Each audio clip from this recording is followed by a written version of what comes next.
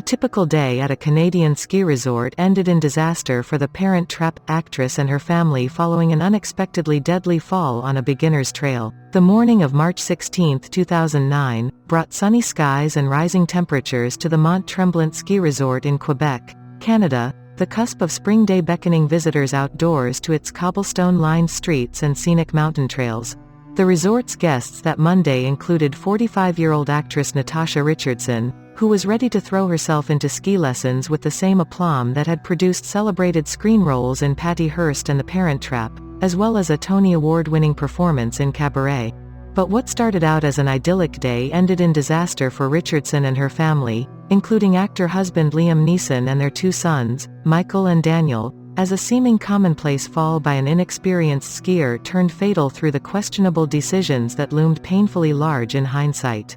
Richardson initially declined medical assistance. At around noon, Richardson was on the hill with an instructor and nearing the bottom of a beginner's trail when she toppled over. Her head, free from the confinement and protection of a helmet, banged against the still hard-packed snow. Richardson shrugged off the spill, but her wary instructor sought a second opinion from the ski patrol, who subsequently called for an ambulance. However, Richardson insisted that she was fine. She signed a waiver to decline medical help and walked to her room at the Hotel Quintessence, her instructor and a member of the ski patrol tagging along just to be sure. Meanwhile, paramedics arrived in an ambulance at 1 p.m. Learning that their services weren't needed, they disappeared back the way they came a few minutes later. More time was lost as she was taken to two hospitals. Back in her room, Richardson initially showed no ill effects from the incident. She even made light of it in a phone call to her husband, in Toronto to shoot a film, relaying the news with a casual, "Oh, darling, I've taken a tumble in the snow." But anxiety levels climbed as the actress began complaining of a headache and showing signs of confusion. Another call for an ambulance was placed at 3 p.m., the dispatcher indicating the increased urgency of the situation. Sent to a nearby hospital in St. Agatha, Richardson displayed promising vital signs and breathed easily with help from oxygen. However, her orientation continued to plummet, and the hospital's staff realized they weren't equipped to handle what had become a dire situation. She was loaded into another ambulance just before 6 p.m., this time bound for a Montreal trauma center some 55 miles away. Her husband found her brain dead upon arriving at her side. By that point, Neeson had already received word that his wife was in serious trouble and quickly left the Toronto production. As the actor described to Esquire in 2011, he arrived at this forbidding Dickensian hospital, only to find that no one recognized him, or had any intention of letting him past the emergency room. Wandering outside, Neeson came upon a sympathetic nurse who directed him through a back door.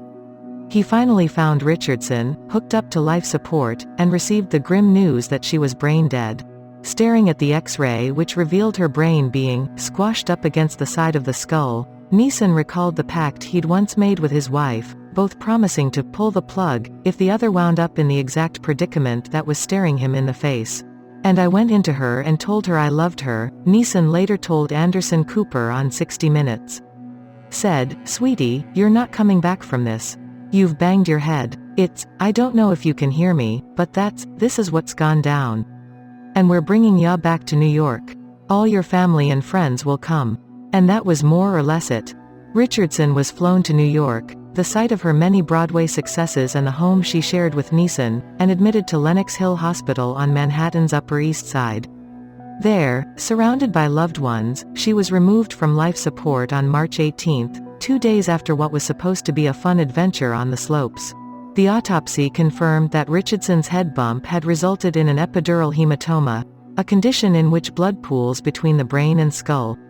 It also sparked the unavoidable and unanswerable questions about whether the tragedy could have been avoided, either by the direct airlifting of Richardson to the Montreal hospital to save precious time or by the simple act of her wearing a helmet. Neeson and their children drew inspiration from her memory. Richardson's absence still felt unreal to Neeson by early 2014, when he confessed to Cooper that he sometimes expected his wife to walk through the door. Still, he had healed enough to gain some perspective, noting that she was keeping 3 people alive through the donation of her organs. Their children also managed to move on from the devastating loss, in part by finding inspiration from their mother's words and actions.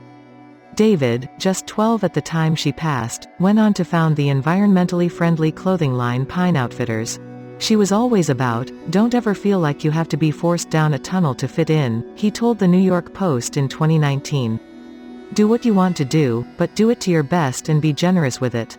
And Michael, 1 year older than his brother, eventually took on his mother's last name and entered the family business. His first leading film role came opposite Neeson in the 2020 comedy drama Made in Italy, about a father and son who cope with the loss of the wife and mother who bound them together.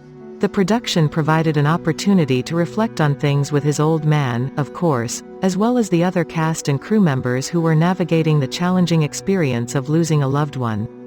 "That's where I felt Mom, in a way," Michael explained to Vanity Fair in 2020. Through Everybody. By Tim Ott. Tim Ott has written for Biography and other A+E sites since 2012. How Natasha Richardson's death put brain injury in the spotlight. The actress's tragic death is making others aware of how to treat and prevent different types of brain injury. Talk and die syndrome. Symptoms don't always emerge right away after an injury like Richardson's, sometimes called talk and die syndrome, making it difficult to determine the right response.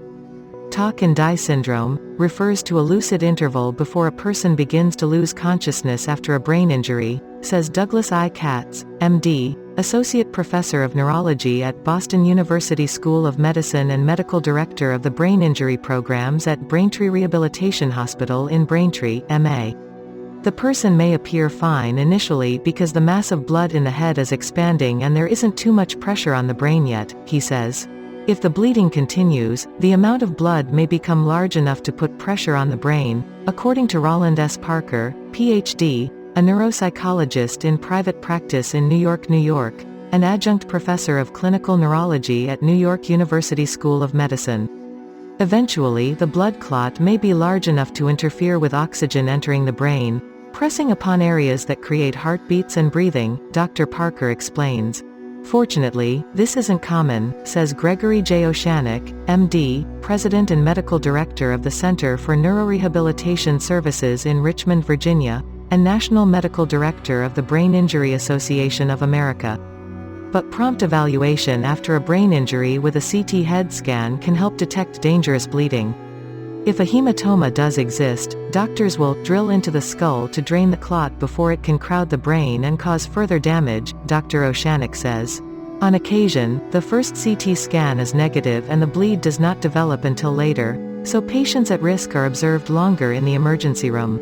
Types of brain injuries. Primary damage is sustained at the instant the trauma occurred. Secondary problems, including an inadequate supply of blood to the brain swelling, and inflammatory reactions, can add to the damage, Dr. Katz says.